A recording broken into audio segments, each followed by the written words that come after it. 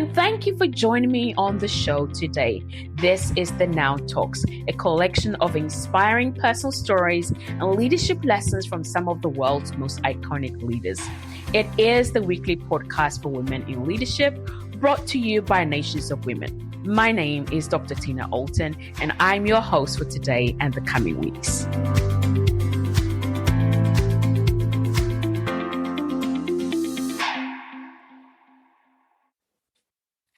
Okay, well, good morning, good afternoon, good evening, wherever you have joined us from today or listening from today in the world. My name is Tina Alton. I am coming to you live from London. And for those who don't know me, I am the CEO and president here at Nations of Women. And tonight I have with me one amazing, extraordinary woman, leader, a sister, a friend, and a confidant of mine, Dr. Zie Dillon, all the way live from New York or New Jersey or anywhere else you want to decide, because she's global. So Dr. Zie, thank you so much for saying yes to join us this today and to just share pieces of your transformation journey as an iconic global leader. And but just by way of introduction, because I don't think I would ever do you justice to introduce you, because you have so many incredible hats you wear and you wear them so well. So just by way of introduction, just to tell us a little bit about yourself and your journey to here as an iconic leader. Thank you, Dr. Tina, for the invitation. It is an honor to be part of this conversation. As you have introduced me, I'm Zie Dillon. I'm currently the CEO founder of Camel Global Capital, and I'm also a promoter for Avid Bank Project, which is a banking project that we are currently working on.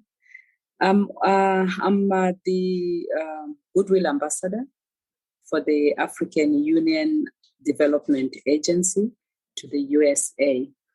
I'm also on the board for Cassava Holdings, Cassava Smart Tech Holdings, which is now EcoCash Holdings, listed on the Zimbabwe Stock Exchange.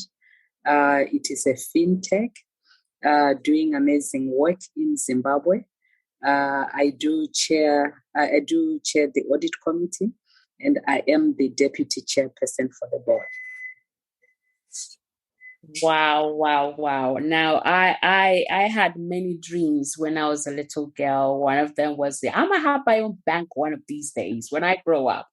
Everybody used to laugh at me, but I think that God had other plans, because now I have a sister who actually is living my dream. So, it's incredible that sometimes all these little dreams in our hearts, and then, God in his own way kind of like entwines our lives with people that have been, prepared, equipped, and wired for that. So I just love your excellence as a leader, and just seeing how you execute as a leader, because we worked on a handful of projects, and just seeing the diligence, the excellence, the quality with which you work. So I just want to bring us to this point of, you've talked about just a little bit of what you do, but as a female leader, has that always been easy? Because these are all roles that require you to take some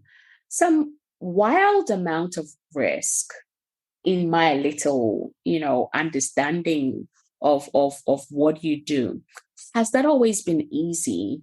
But also, what has been what has underpinned your capacity and ability to take those risks in some of the roles that you have undertaken? Well, thank you. Has it been easy? I would say it's been an interesting journey. With challenges, but where one has to posture, it depends with the posture one is taking.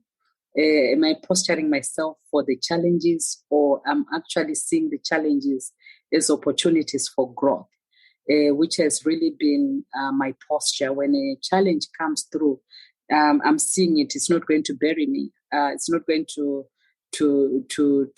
crush me. I am going to take it headlong, and I am going to see what is it that I need to learn out of this process. But also, there've been very interesting opportunities.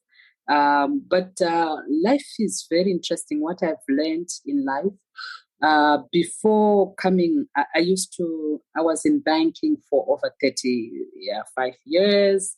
I've done the Reserve Banking, starting from Reserve Bank of Zimbabwe, where I ended up being the head of finance there. I worked in Reserve Bank of different Reserve Banks, actually, including work attachments at the World Bank, Federal Reserve Bank of New York. Very interesting journey. And my last position was with Barclays Africa, where I was head of public sector for corporate and investment banking for Africa, excluding South Africa. So working with different governments in terms of their corporate and investment banking needs and looking for solutions for them. What was very interesting there is when people write you an email, they are saying Mr. And I just used to laugh about that because I found it very interesting. It's stereotype where people think this kind of a position, it's for a man, it's reserved for a man. So how do we show up? How do I show up as a woman in that male-dominated world? What I saw and what I found to be very helpful is to show up as me. I must show up as me. And when I show up as me, then I am being authentic. I am being me as a leader, me, presenting what I have to present. If it is in the boardroom, I have to make sure I prepare for the board packs. I prepare for the board meeting. I am clear on what I need to understand and the value that I need to add in that meeting and for that organization. So it's very, very important. And also for me, what has really driven me very, very well is understanding why am I here and who has sent me here and who am I representing. My faith, very, very clear. I don't put it in the face of people, but my life is to be a living testimony. People have to read a letter, and the letter that I present is how I present myself. That's the letter that people, so they read the Zinzi letter and who has authored that letter. So it's really about how do I show myself and represent the God that I serve in a way that gives him honor when people see what I am doing. So I am not doing things for myself, self-interest. The days for self-interest and self-promotion, they are over. It is about doing what I am doing to transform the lives of people. If the issues on the table, if it is in the boardroom, I've sat on so many boards in Zimbabwe, in South Africa as well. I used to chair the audit committee for the Public Service Commission. I used to chair the audit committee for the Department of Public Enterprises, all state-owned companies in South Africa. They are actually managed by that department. It was a huge portfolio. And I recall one of the meetings when we started, when I was appointed as chairperson there was an issue that I had to deal with, dynamics in the boardroom. And I always lean in the Spirit of God. That's what I do. How do I deal with this? And of course, wisdom prevailed. And during tea break, one of the board members came to me. It was a man. He owned an accounting firm, very, very well known. He came to me and he said to me, I didn't know. It was a confession. I didn't know that women could do this. The way you handled that matter, it was, amazing. And all I could say was, we are here, right? We are here. So, but I gave glory to the Lord because it was not my own kind of wisdom, but it was the wisdom that I pulled from the Spirit of God Himself. So there are so many testimonies, so many stories that I can share. But in all that, how do we become who we have been called to? And what are we doing? If what we are doing is outside what we have been called to and wired for, because everyone is wired for success. Everyone is created in the image of God, whether they know God or not, but they are created in the image of God and in His likeness. So there are no exclusions. It's about how we activate that and how we become and we walk it out without slapping scriptures in people's faces, but living the scriptures and become the word that people can read and experience. So that's, and I'm not saying I'm 100% right all the time. There are times when I fall, and when I fall, it's very important to actually acknowledge that, hey, I was wrong here. I apologize, and we move on. And there are certain people that I've worked with before, in my journey. It's very important, even as leaders, how we lead people. Are we leading people from a heart love perspective where you understand? We may not fully understand people, but you walk the journey with them, so to say, without discarding them. Some people, they behave the way they behave because they are wounded inside. They have gone through experiences, and the way they project themselves, they are projecting the pain that is in them. How do we then make a difference? I'll give you an example. There was a time when I had a PA. I've had so many personal assistants, executive assistants in my journey. But this particular one, I took over this assistant from the office I was taking over. But nobody liked that lady. She was just nasty to people, not very nice to people. And I had to deal with her. She had to work for me. She had to support me. And I just said, Lord, this one, I don't know how to deal with this one. You are going to help me with this one. And I took her for lunch just to talk. And I said, there's a reason why we are working together and why we've been brought together. And we shall figure it out. And then the other time we went again for lunch. Very important. It's Jesus always brought people through communion, feeding the 5,000. It was about eating. Just breaking bread. it breaks things. Breaking bread breaks the ice. It breaks through to into the space or personal space of a person. They open up because there's a connecting place there where you are communing. So what happened there? She started sharing about her life. I'm asking, and then one day I'm doing a performance review. Then I said, she's the best PA I've ever had. One of the best, executive assistants I've ever had. Highly professional, very proficient, but the behavior side was something else.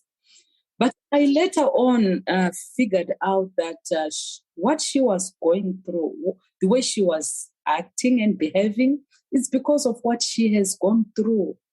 And she opened up. I've never heard a story like that before. This was during a performance review process. I just said, in terms of your work, you are an A+. But let's talk about the behavior. She started to talk, who is this person? I'm asking the question, who is this person? And then opened up, she broke up, she cried. I had to hug her, and she's just crying and I am crying, and it was amazing. And long story short, I just said, okay, you pick up your stuff, you can work from home. And that was a shift in that person's life, in that woman's life. That was a total shift. And I recall in one of the meetings, one of the executives said to me, whatever you're putting in her water, continue putting in her water. She changed, she shifted. So I learned that she had been left behind by the boss because I think he couldn't handle her. And then when he heard that she has changed, he came to me. He wants her back. So I said, oh, okay, you can have her back, provided when it comes to this point, let me deal with it. Yeah. So that's the story. There are so many stories that I can share, but all I know is we are going there in the marketplace. It's a deployment. It's not about the money. I would have people calling me headhunters. We have so much. This company wants to talk to you.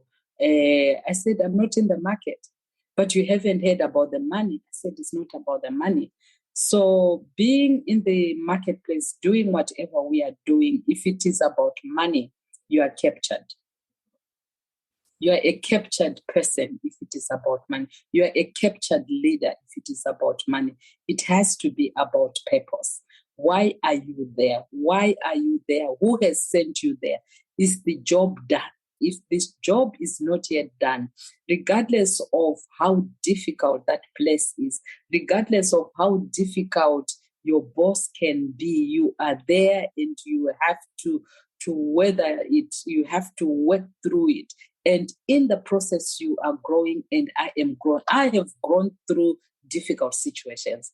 There was a time where I would look forward to the next, test to say, because I knew it was time for promotion. It was time for promotion and not running away from it. So, so it's not about money. It's about assignment and redemptive assignment and mandate. Wow, this is incredible. I mean, you've given us so many golden nuggets here, and I'm conscious of time as well. But I think we're gonna have to have you another time and really talk about the dynamics in the boardroom, because I think this is an area that many female leaders, there's no training. There's no training certainly that I've come across that teaches you about the dynamics in the boardroom. You just arrive in the boardroom, and then you have to figure your way, build your parachute as you're on the way down. So I definitely would love to have you back to break that down a bit more for us. But one of the things you talked about is show up as you. So could you please help us, in the last few minutes we have left, maybe 2 to 3 practical tips or practical applications that the woman listening or reading can apply, follow, and begin to show up as who they are? Because it's like, how do you do that? I mean, I've had to grow, and every day I'm growing in that area. It's a continuous journey. But for the woman that, it's like stuck, they know that, I have a wall or something. What are the steps that a woman can take to begin to show up authentically as who they are? Firstly, it's believing in yourself. Because the world will only receive you as much as you receive yourself. As the world will only receive you with how you receive yourself. So how I receive myself, who am I? Bold, courageous.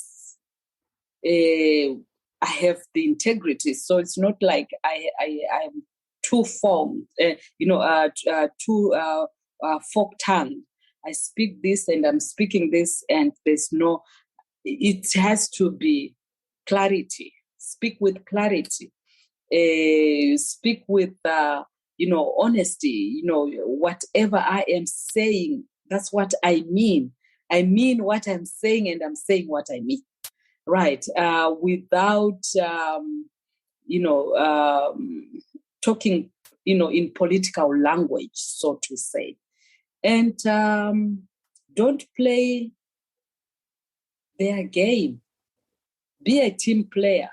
But when I say their game, there are people who are just so nasty. They're not so good. The language is filthy. You don't participate in that. Right. You simply don't participate in that language. So we go in there to clean it up. I got to a point where people, I never said I don't like swear words, but when I'm there, they'll say, "Oh, I apologize," because they don't hear that coming from me. So we go there to clean up.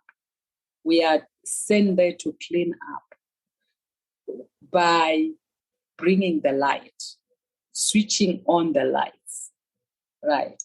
And we should not, just getting overwhelmed with people around the table. We shouldn't just go there because you deserve that seat. That's why you are there.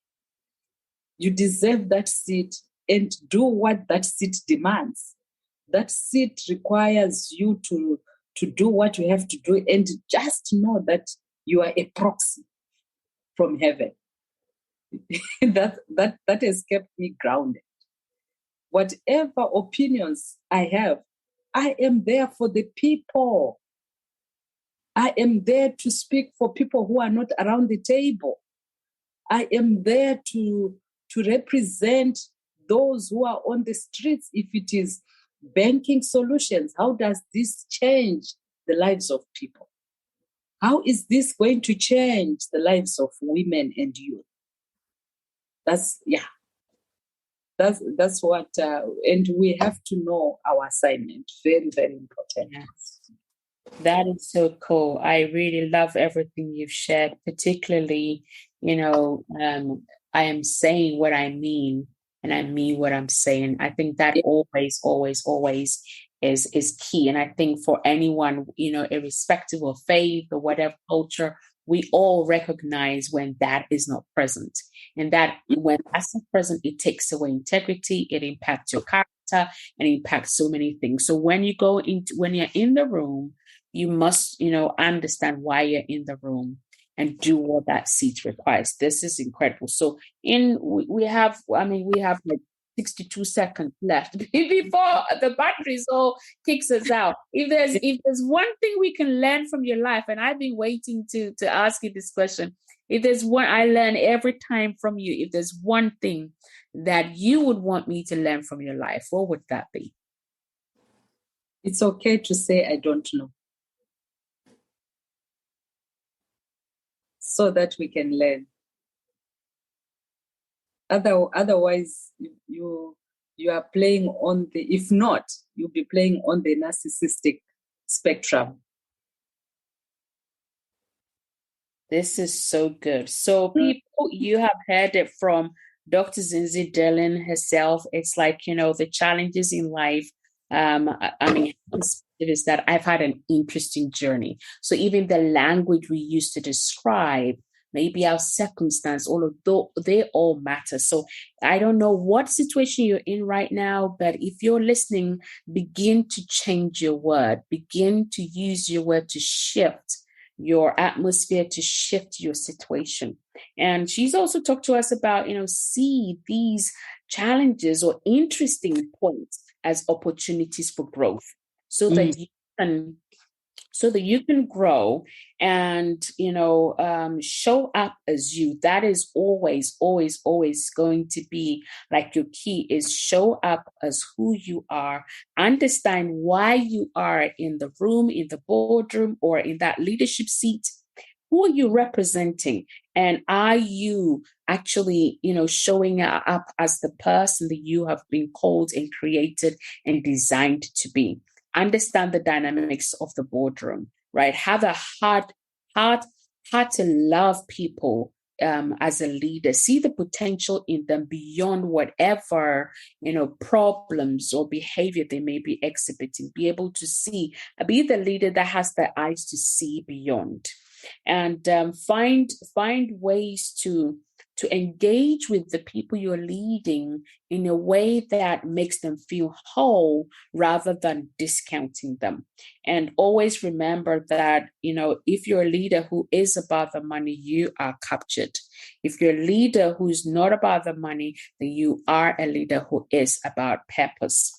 And then finally, we've got here, receive yourself. The world would only receive you as much as you receive yourself. Speak with clarity, speak with integrity, speak with, from a place of good character. Don't play the games. Mind the language that you let come around you.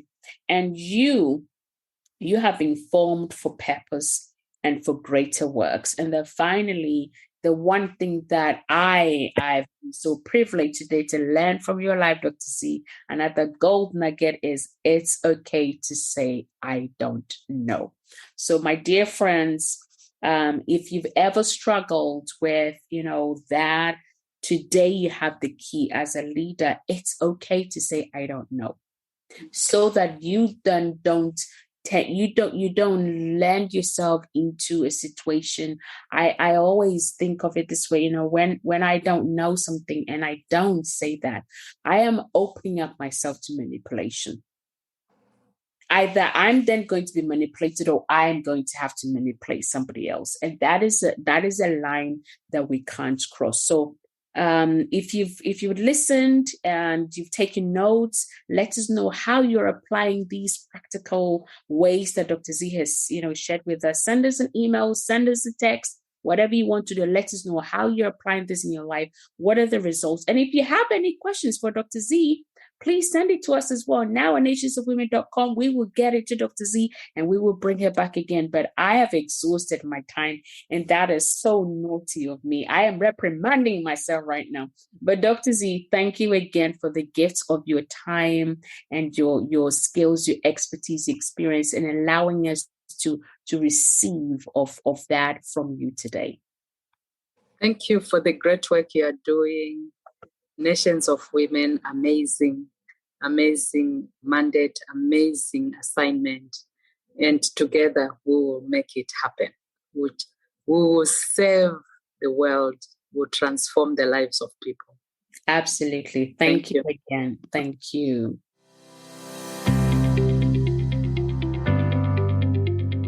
And that's all for this week. You've been listening to Dr. Tina Alton with the Now Talks, the weekly podcast for women in leadership, brought to you by Nations of Women. All that remains is for me to say have a fantastic week, stay safe, and reach out if you need any help now at nationsofwomen.com. Until next time, enjoy the pursuit of your potential, and remember, now is your time.